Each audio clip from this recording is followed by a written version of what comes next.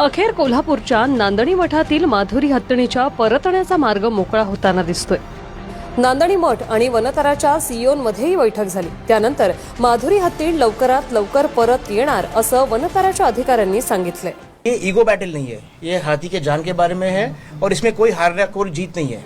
इसमें हाथी की जीत ही है, क्योंकि वहाँ वनतारा में भी उसको अच्छा घर मिल रहा था और यहाँ मठ में भी उसको अच्छा घर मिलेगा।